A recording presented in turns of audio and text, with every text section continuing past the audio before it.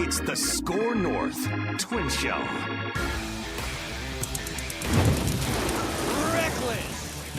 Oh, I screwed up the timing. I'm sorry. Let's do it again. That wasn't bad.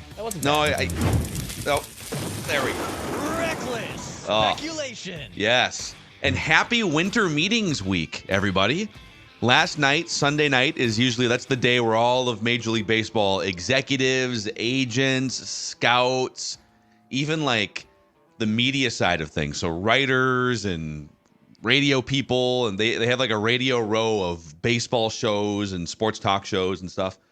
Everyone gathers in a new warm location every year. Sometimes it's San Diego, sometimes it's Dallas.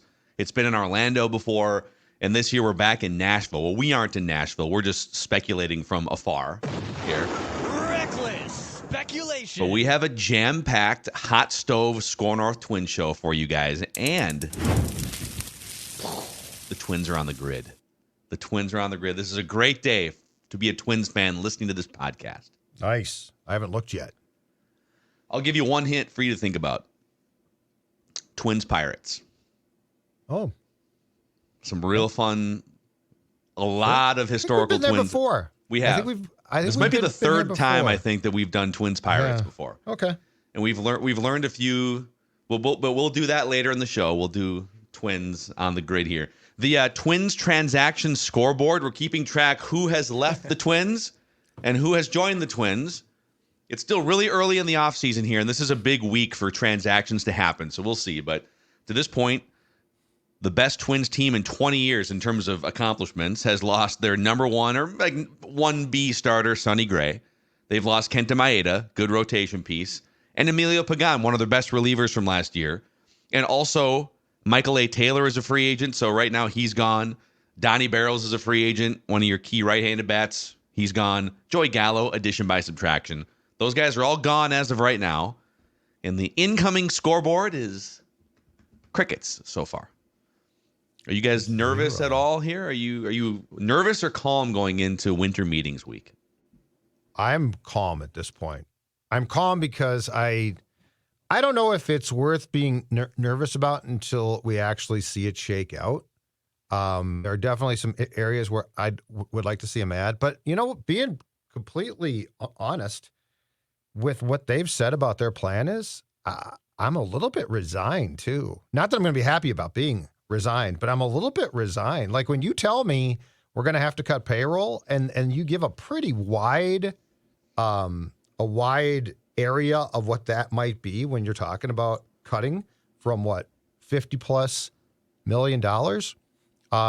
I'm curious, but I'm also not expecting a ton. And we can address that if we get to a point where it's very clear that we're going to bring the payroll down to, let's say, I don't know, $25 million or something like that.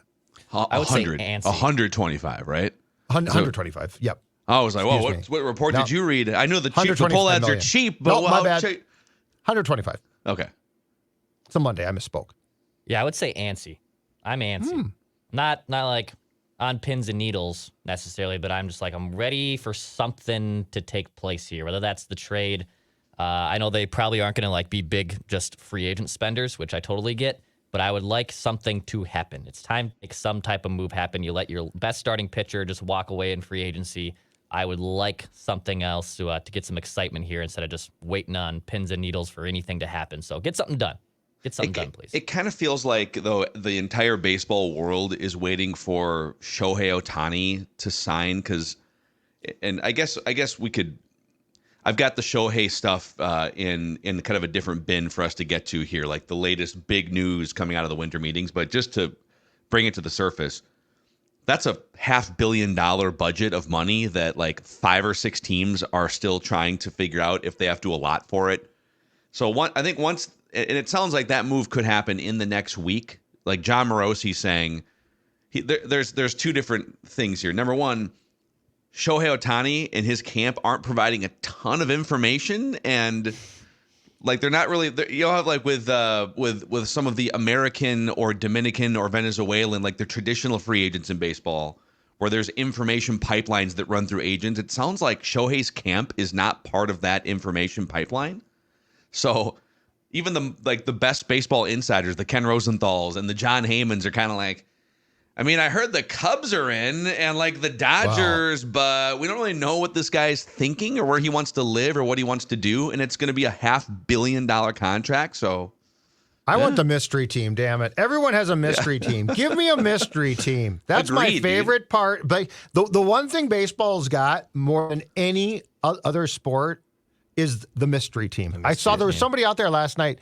Oh, who was it? There's a free agent out there last night who all of a sudden it came across X that there's also a mystery team. You know what the mystery team is? Pirates music. That's the Pirates. The Pirates are here. You know what the mystery team is? Let me talk to you.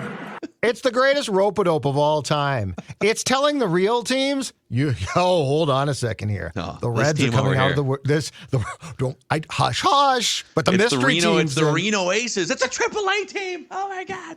It's like a Scooby-Doo. It's always like the mystery team. The mystery van's going to pull up and take this play away. Cincinnati Reds. Who would have thought that? Yeah. Let's see who this really is. Yeah. Just pulls the ski mask off. Yeah. Let's start with a Byron Buxton update here, because I know Judd loves Byron Buxton updates, and we have one here from Lavelle E. Neal III, and then we'll kind of work our way through pitchers that there's some movement on here. We'll see if the Twins, if it makes sense for some of these. But on Buxton, so Twins fans have received some positive news on the status of Byron Buxton, according to Lavelle E. Neal III of the Star Tribune. He reports Buxton is fully recovered from the arthroscopic knee surgery he underwent back in October, and adds that team officials are pleased with Buxton's progress and that the goal for the 29-year-old is for him to return to baseball activities by the end of the 2023 calendar year, so by the end of December here. It's a promising update, particularly in tandem with recent comments from Derek Falvey that indicated the club hopes to return Byron Buxton to center field for the 2024 season. I hope it's something. I really do. Until I see it, and until I see it for a very extended period, though, you guys, I feel like I've read this before. I feel like I've read this before several times. It's the reoccurring Byron Buxton offseason update, which gives you hope, and then you get to spring training, and there might be a plan there. Or you try them. Look, I feel, just to be very clear here, because I feel like people think I want people to fail, and I don't. That is not what Sports Dad does. Why do you think people Well, I feel like people think I pile on guys like Buxton, like unfairly. I feel bad for the dude, okay? I just want to make this very clear. I've said this 1,000 times. He's not dogging it. He has a chronically bad knee, okay? Yeah. So what Lavelle is being told is probably the greatest hope, which is that this eventually works, or what's left of it can work. But I'm not buying anything on the Byron Buxton story until I actually see it for, again, an extended period. Because I don't know, given what's been said about the knee previously, I don't know that you can fix it. I think you can probably mend it for a period of time, but I don't know that you can fix it.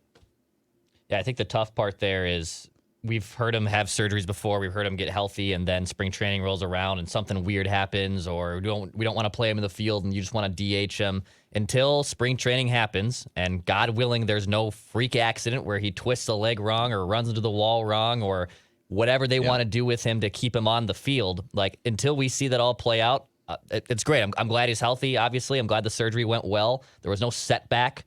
But until actually we see him on the field in spring training, or we just know the plan, because hell, he might not play the field. So until we know what the actual plan is with Byron Buxton, I can't really get too excited about offseason medical update headlines. Yeah, to that point, is there any update you could get? And this is a good update, right? The update is basically he's alive after surgery, and the knee didn't get worse. That's pretty much the update. And we're hoping that he can start like swinging a bat in a cage and doing some like baseball jogging at the end of December, which That's good. That's a good update. 100%. But is there any update that can come through the Star Tribune or the Athletic or whoever would be reporting on this between now and the start of the season that would get you really excited about, okay, this is the year, man. Like, I am confident he's going to play 120 games and he's going to be the starting center fielder, right? Like you have to see it. You have to. June is like the earliest that we would feel, okay, we've made it through a couple months.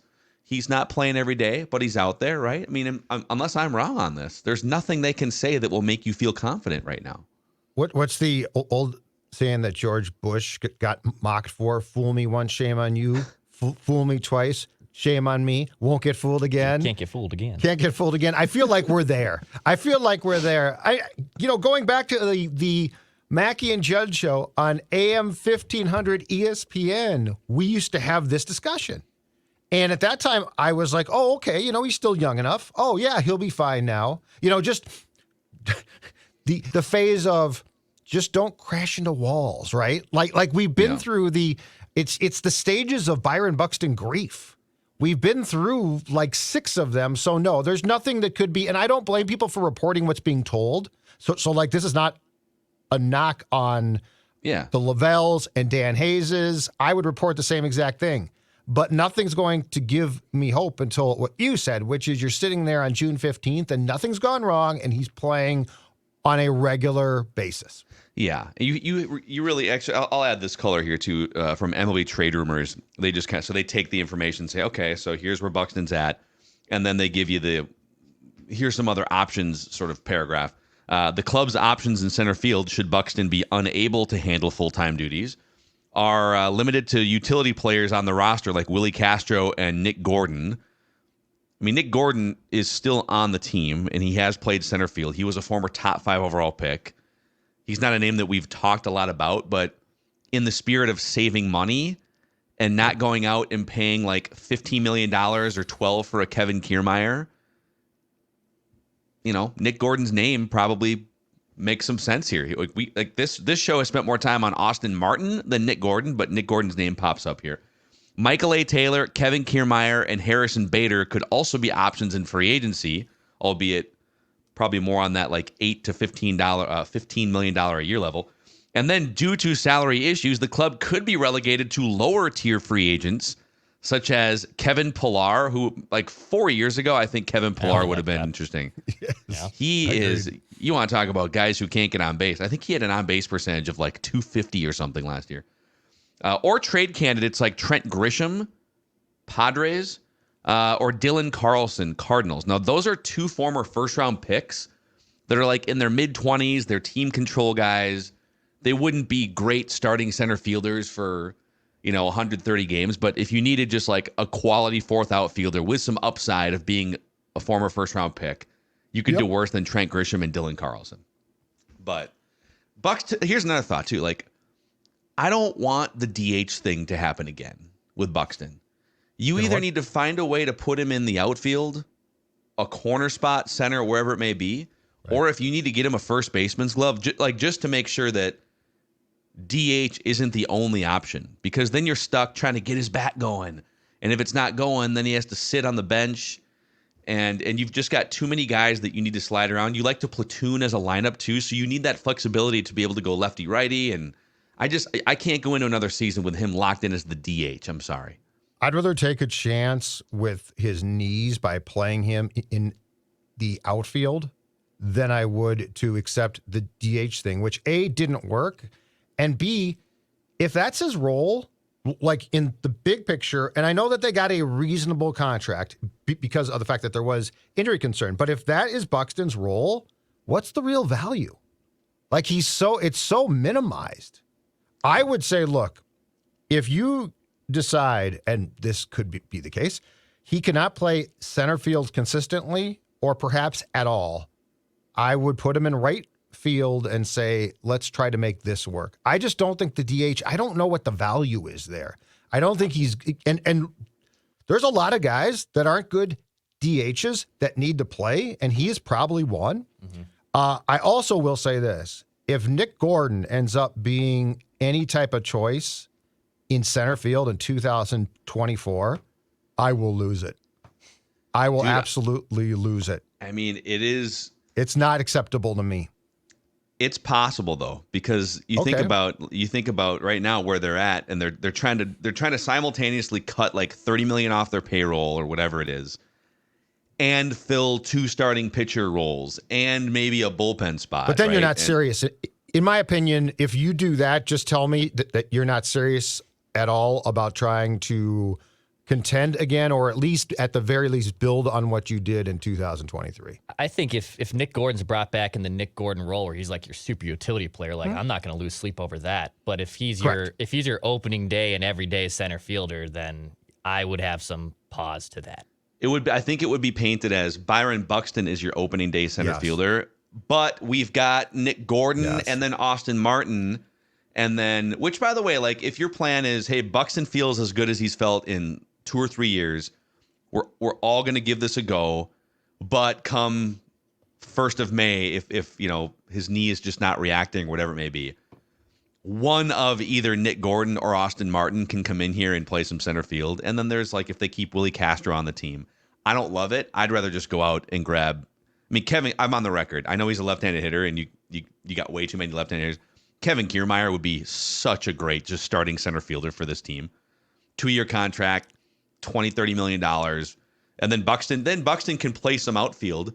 I would begin the transition, put him in right field, like have him roam around a smaller area of pasture, have Kiermaier in center field, but I don't know if that aligns with their financial plan here this offseason.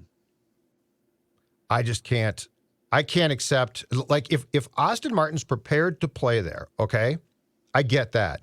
But I'm just saying if this becomes Buxton's going to start on opening day, and then shockingly you get to April 17th and something's gone wrong.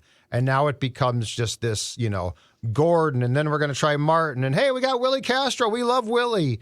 That's where I mean, how long did it take them? And I know that Taylor is not a great player. He's damn good in the outfield, though. But how long did it take them to finally take our suggestion that you need a real capable, but basically a 1B? It can't just be like, we got this variety pack of center fielders that we can bring in if Buxton is not. We could go to the liquor store and get our variety pack, and then you make it sound like they specifically took our recommendation. How dare they not listen closely? I was the guy on Judd and Phil. I was the guy who years ago said, and again, this guy's not great, but he was great in the outfield. Jackie Bradley Jr. Get a guy like that who at least can go get the ball. And they finally did. And they finally listened. They're finally like, guess what I'm behind on my Judd podcasting. I should. Yeah. I can only run so many damn teams in this town, okay? Fortunately, you got the Wolves. You're doing great work with the Wolves. Flagrant House. Going to be very celebratory again here. And people are like, just maybe you guys should just calm down until we get to the playoffs. No. If you're a Timberwolves fan. Are you kidding? Do not calm down at all whatsoever. Kyle's unbelievable on Twitter. He's the greatest. Dude, the Iowa Sportsbook at the FanDuel at Diamond Joe's was erupting in the fourth. That was the main attraction while there was a pretty prominent college football game going on. Like that was the attention of the sportsbook was the end of that Wolves Charlotte game on Saturday. Yeah, we'll hit you with a little Monday flagrant howls later today. So next category for you guys here in terms of hot stove speculation. Could the Twins trade for a relatively high-end arm? So it's been all crickets on the free agency front for the financial reasons we mentioned. Bobby Nightingale from the Star Tribune, Twins beat writer, cautions the Twins are far from alone in their goal of trading for a front-end rotation piece this offseason. While each of Corbin Burns, Dylan Cease, Shane Bieber, and Tyler Glasnow have seen their names floated on the rumor mill so far this offseason, even more teams than those 4 names have been floated as potential suitors. The Dodgers, the Braves, Cubs, Reds, Padres, Mets, Red Sox, Cardinals, and Twins are all among the clubs who've been connected to at least one of those aforementioned available arms. It's unclear if the Twins will be willing to outbid that crowded field to replace Sonny Gray at the top of their rotation alongside Pablo Lopez. Feels like more cautioning here, doesn't it? It feels like you've got you plugged in beat writers who are kind of putting up their hands and saying, hold on, everyone. Everyone, just so you know, I know that you want Corbin Burns. I know you want Tyler Glasnow. But there's 53 other teams in the mix looking to trade for these guys. And then we had this weird report from a Cardinals beat writer, MLB.com. I'm just going to read you this. Super weird. What the Cardinals are likely still pondering is what to do with lefty starter Steven Matz, who saw his second straight season in St. Louis marred by injuries. Following a rocky start and a bullpen demotion, Matz pitched well over a 7-start stretch before injuries hit again. Could the Cardinals flip this relatively modest $11 million annual salary to the cost-cutting Rays for like Tyler Glasnow? Or the White Sox maybe for Dylan Cease? Or maybe the Twins for longtime St. Louis target Pablo Lopez? They wouldn't dare dump Pablo Lopez's contract, would they? Oh, my God. Would they? Okay, first of all, I'd like to say that I think this is BS, all right? But if they did this, they'd be crucified. We riot. Yeah. We riot right now. There's I don't think this is what they're planning or thinking, no, right? I agree with you completely.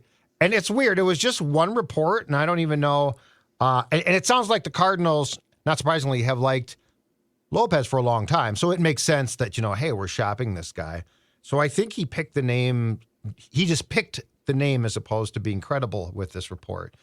But, oh, my God, this would take it to another level. This kind of feels like something where you would, maybe you were, I don't know, I don't want to criticize this writer's process here, but does he know that Lopez just signed a contract extension, or is he still working off the premise that, the Twins traded for 2 years of Lopez when they made the Arise trade?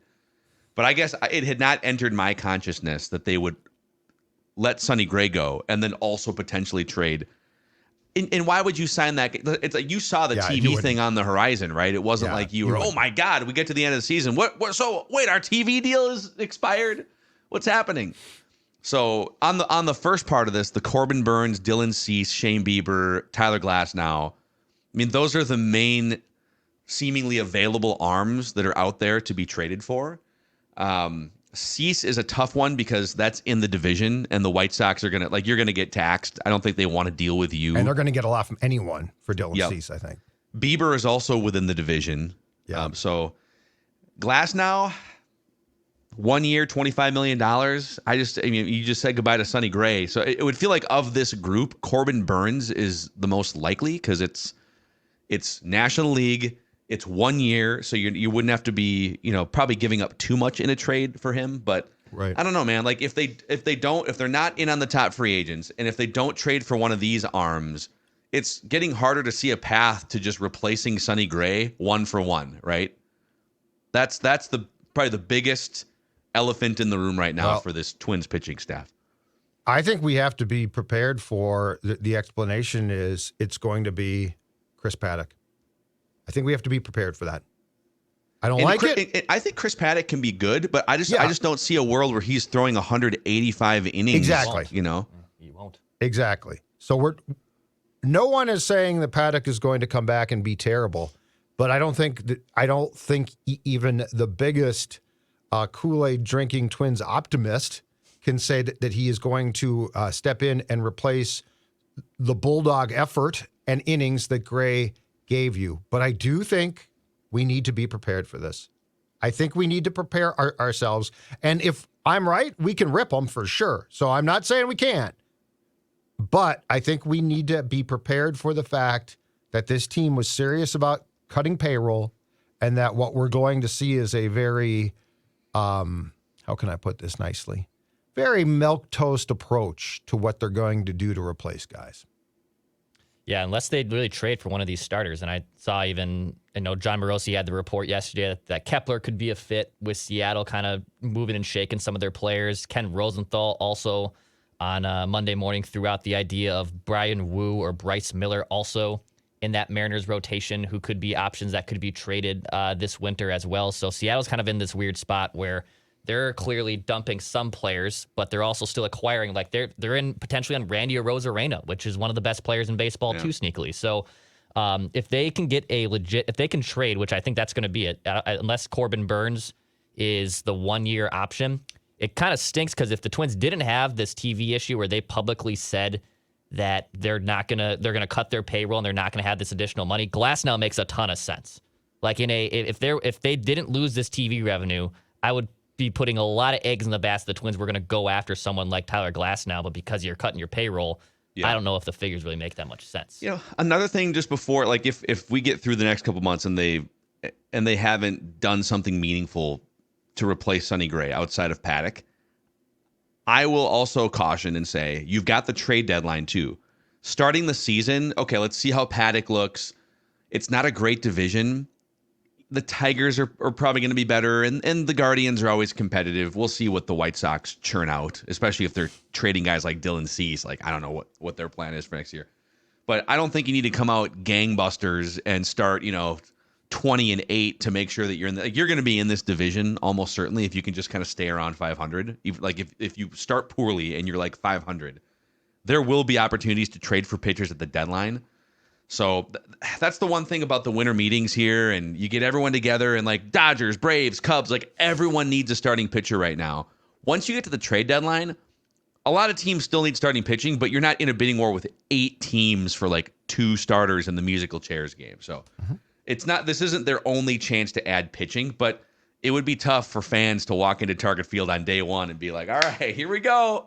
This team, let's build off what we did last year. And, the payroll's down $30 million and Sonny Gray is pitching for a different team and et cetera, right? I guess what I don't get to is this, though, from a business standpoint. If you're going to leave Bally's, and it sounds like they're like talking about a 1-year deal with Bally, which I think is be a terrible idea. But if you're going to leave Bally, and as Cory Provus said in his introductory press conference as the TV guy, that the blackouts are going to go away. So now like all fans can stream games, which is awesome, and watch them. I think you got to be careful about how much excitement you're willing to lose.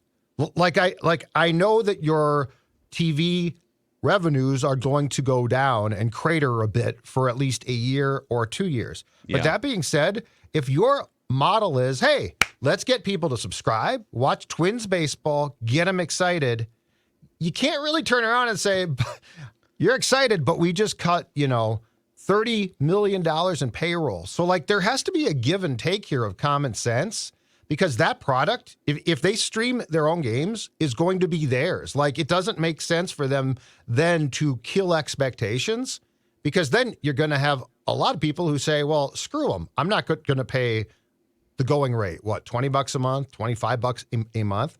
So there has to be like a business strategy here as well. If you're going to try to engage fans to buy your product, to stream it, that doesn't say, well, we're sort of quitting a little bit, but you should watch us. Yeah, let's go down the broadcast path here too. I love the fact that Provus has been announced, because we haven't done a Twin show since that announcement late last week.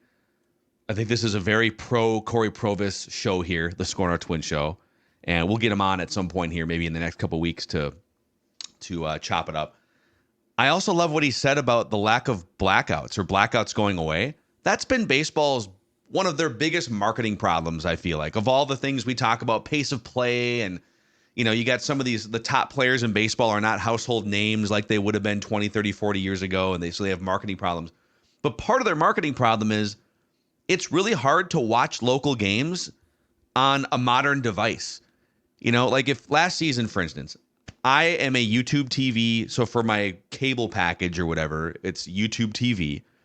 But then I've got phone, computer, like I've got all these different screens I could easily lean on, but I can't watch through the Bally's app. Not shockingly, not because the Bally's app was non-functional, which has been the problem for Timberwolves and Wild fans. They won't let you just pay a subscription online. You have to either watch through Comcast, Xfinity, or DirecTV. And so Dave St. Peter comes out, and I think it was him that was quoted like a month ago saying, we feel like we're only reaching maybe a quarter of Twins fans in Twins territory with just how media has evolved faster than our, the contracts that we've signed. So just let me, if I'm out to eat on a Tuesday in the summertime, if I'm at, if you're a parent, you're at your kid's baseball game or whatever, you're bouncing around, there's 162 games, let me watch a game out and about on my phone.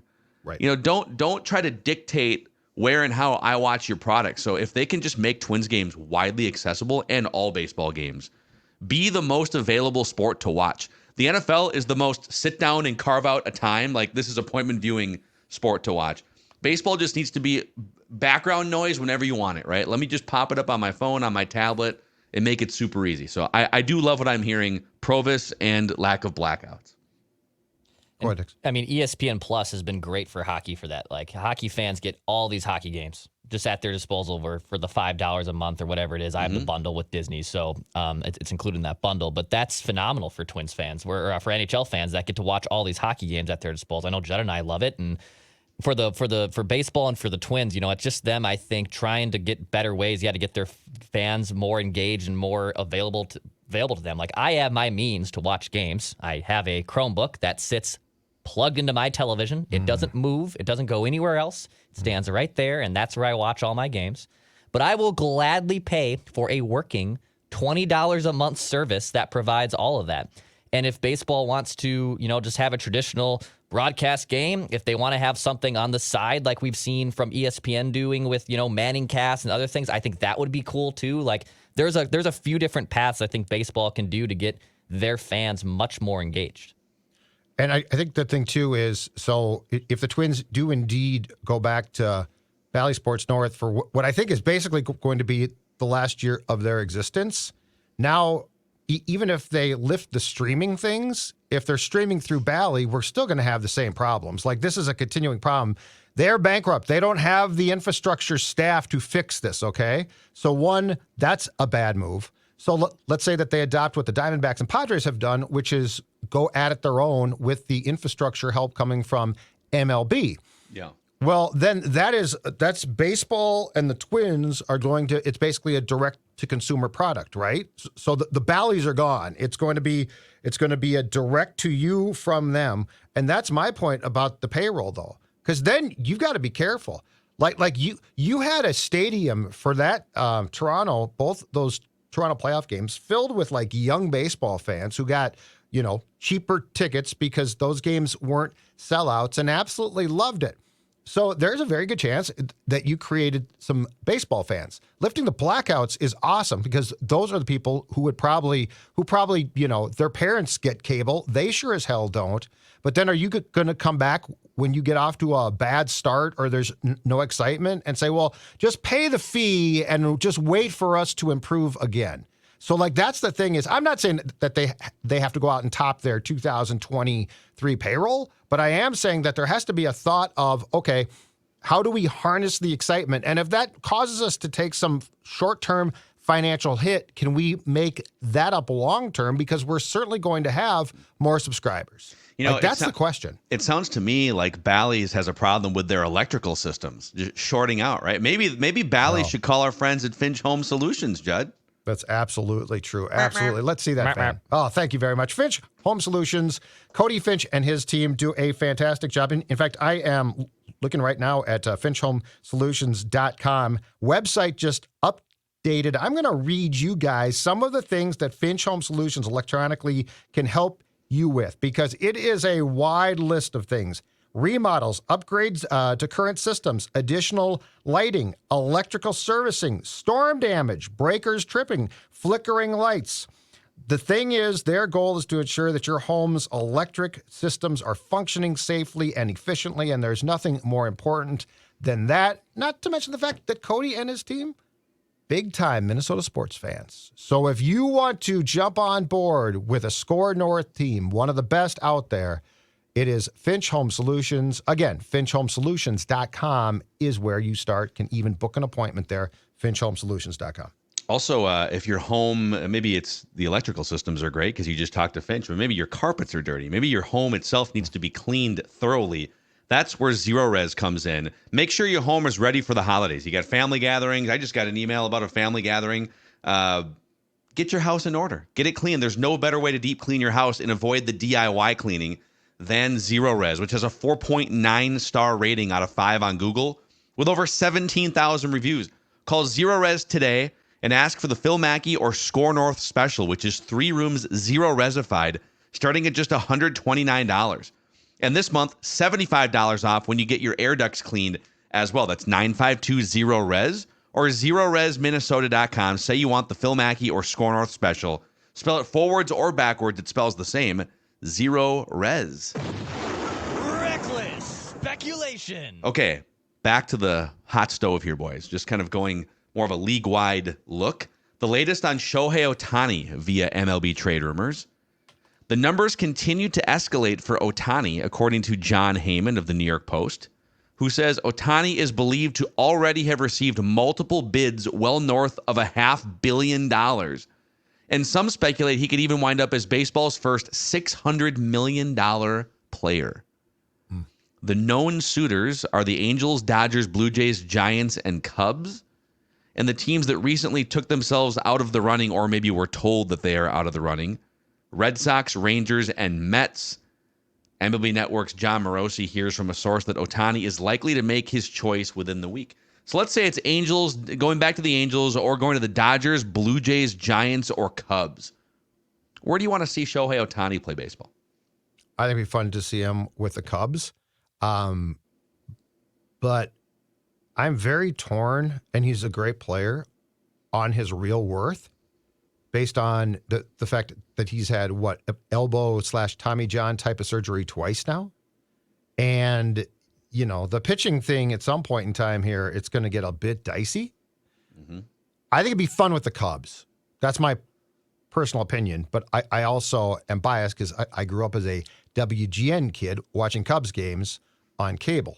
But that price tag would make me nervous. Now, and I know that he would draw fans for sure, and so you'd get some of that back just from the publicity and ticket sales and TV, blah, blah, blah.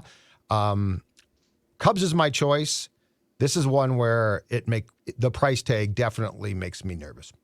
I mean, I even saw the Braves are interested. Like, there's a lot of good contenders that could land him. I mean, he's going to command one of the biggest deals of all time. He's a two-way superstar player. He's been able to do things that no one's ever seen, been able to be done like 100+ years in baseball, and guys used to pitch and hit.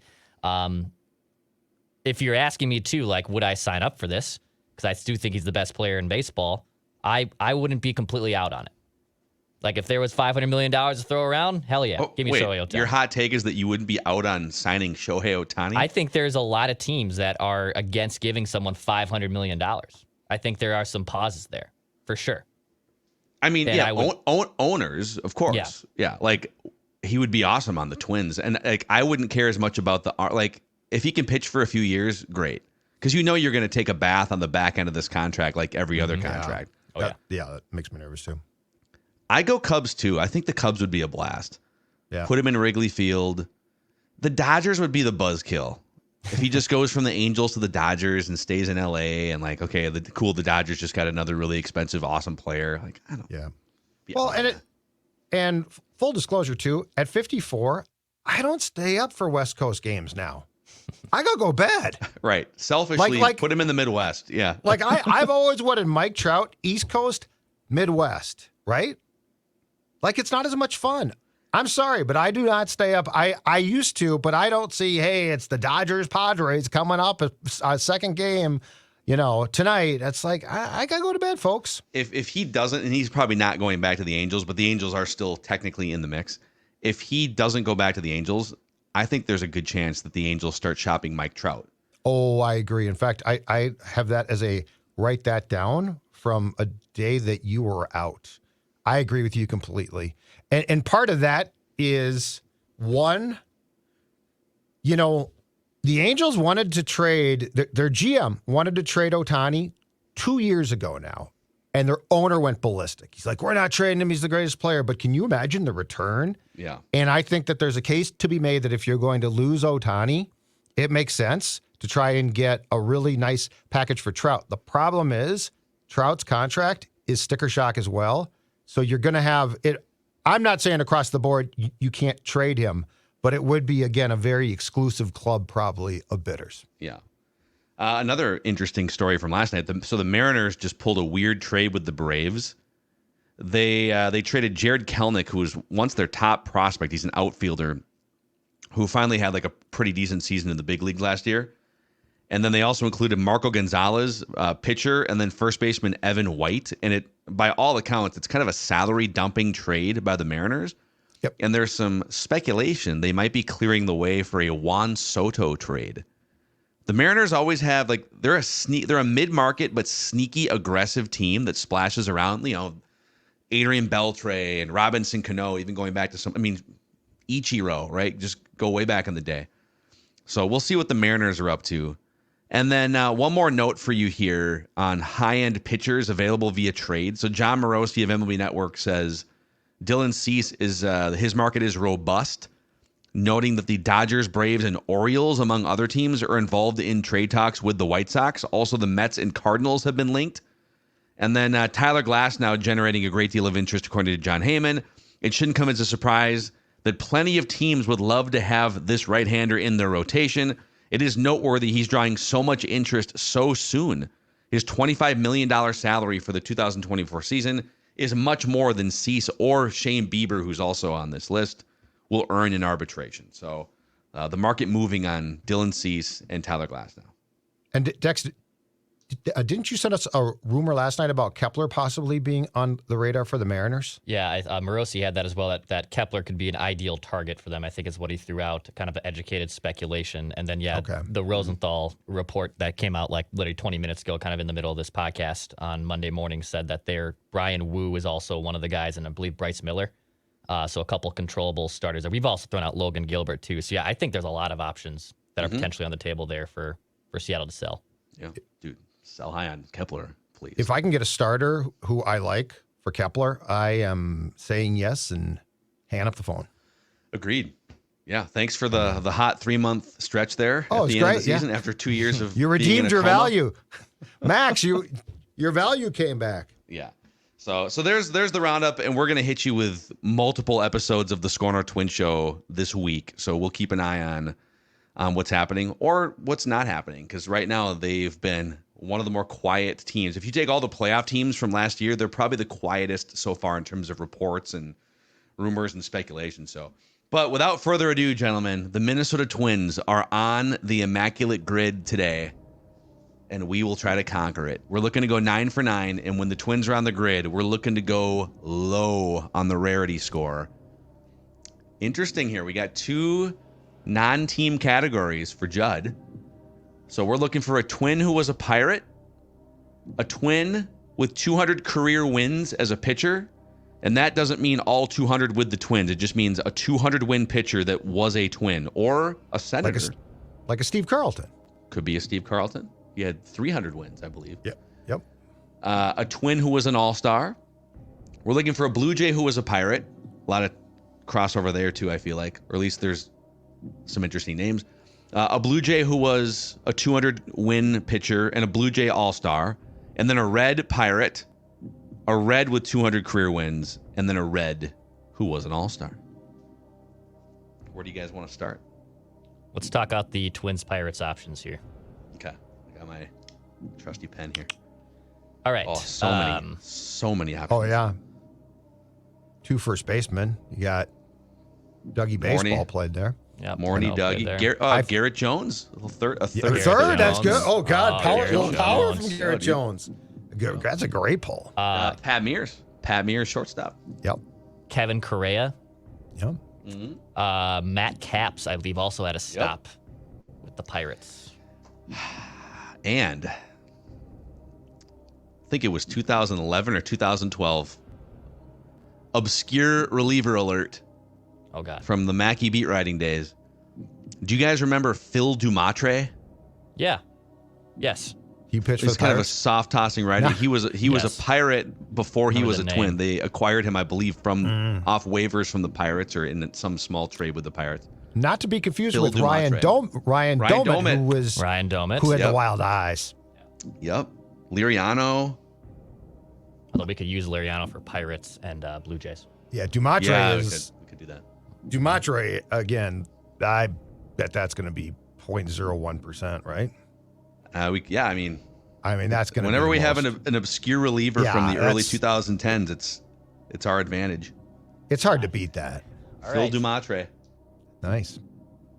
What is it? 0.007. Oh, talk dirty. Look at that face. It's great, man. He's just happy. He's so happy to be on the grid right now. That might be one of our lowest scores ever. Let's go. Individual tile.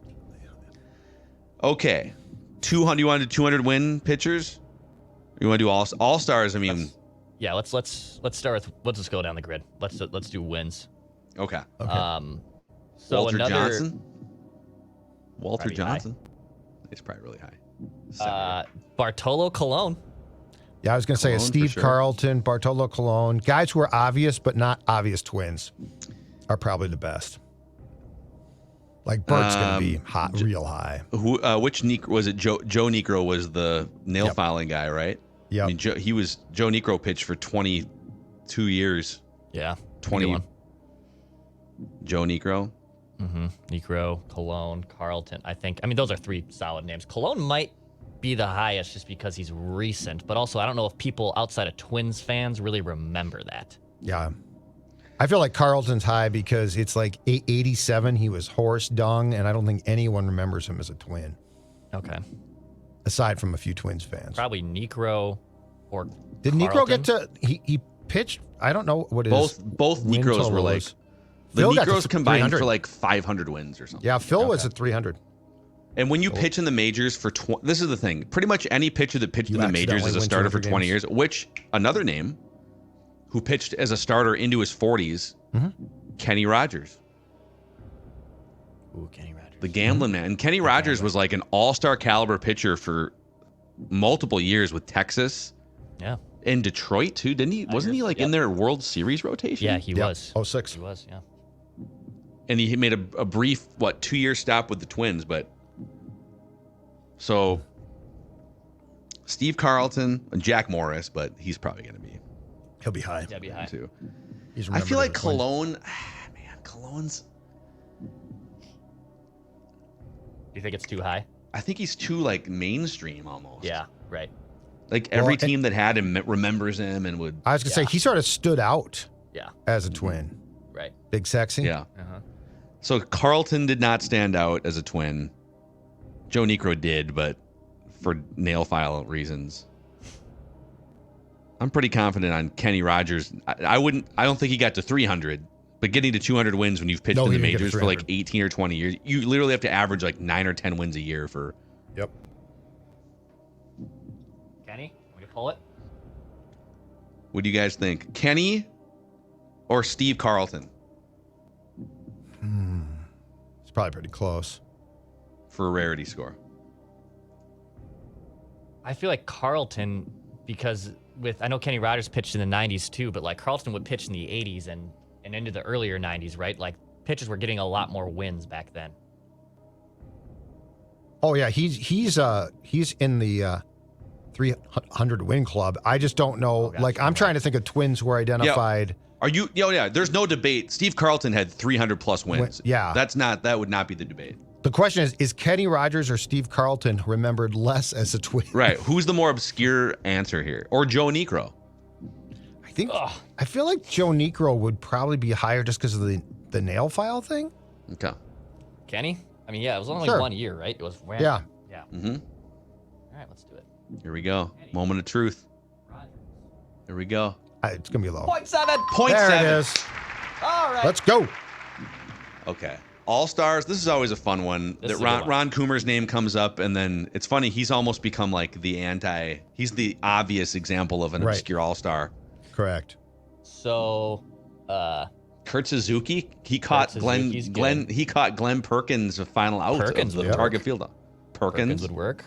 We've used Brandon Kinsler, which was a good one.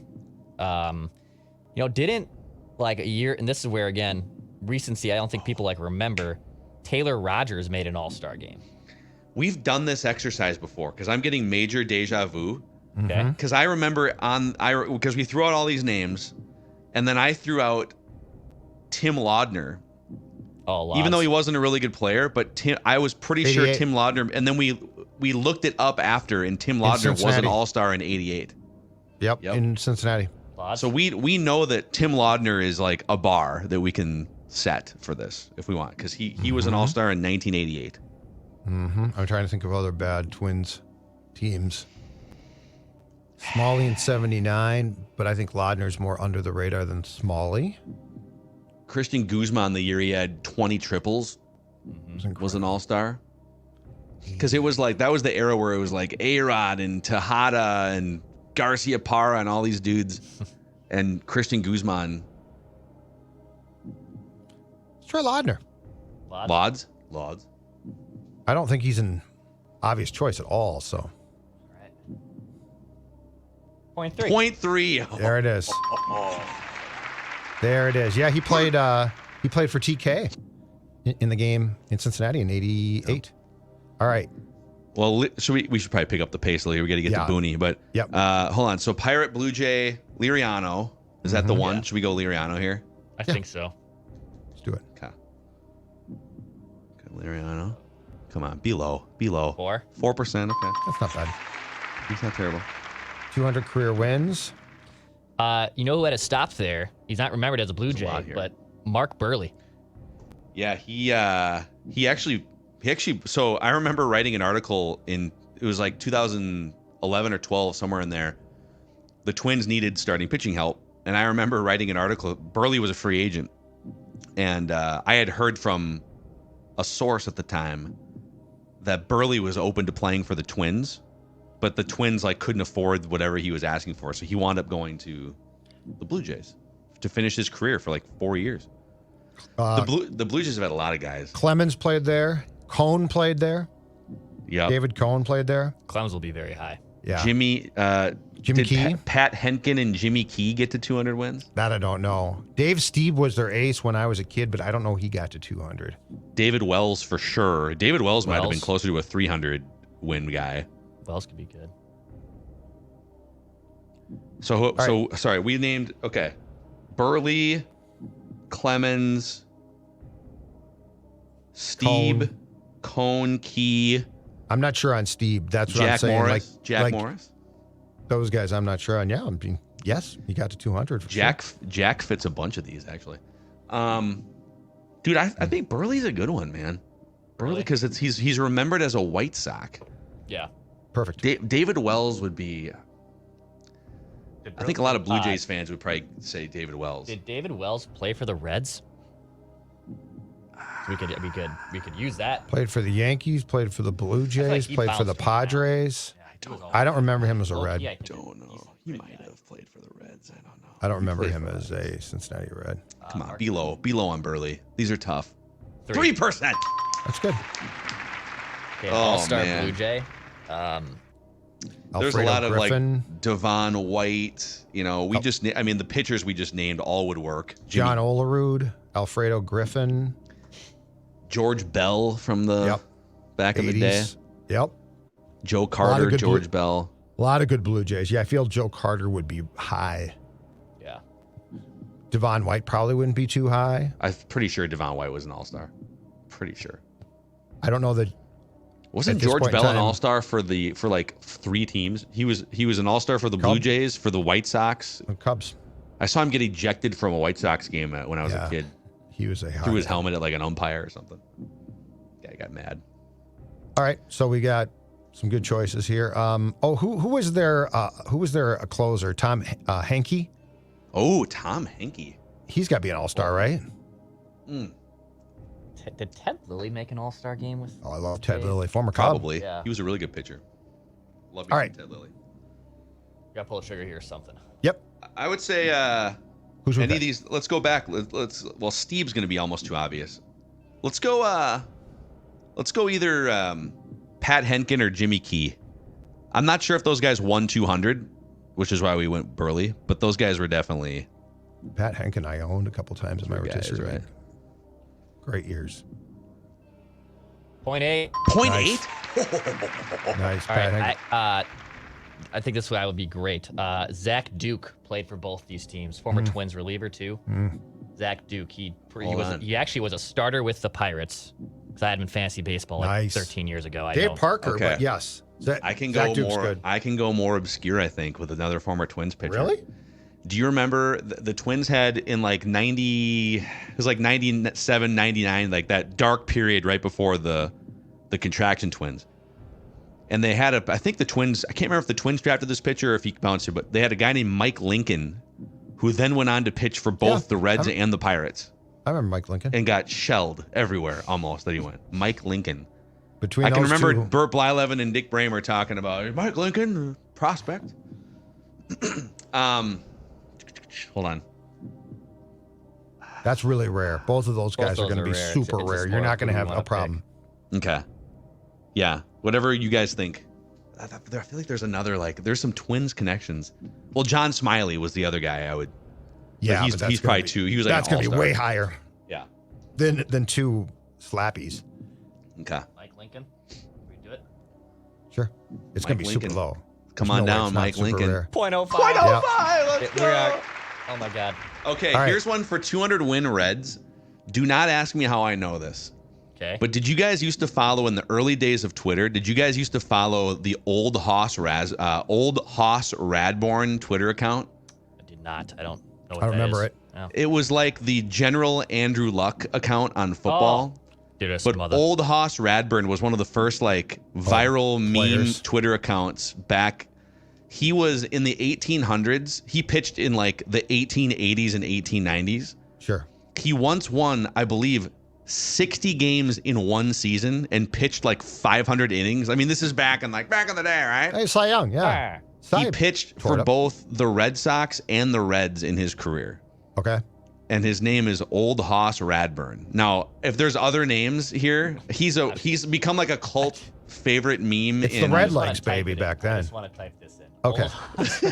Oh, yeah. Hit it. I want to type it in. Let's go. I don't remember this at All all. right. That's hilarious.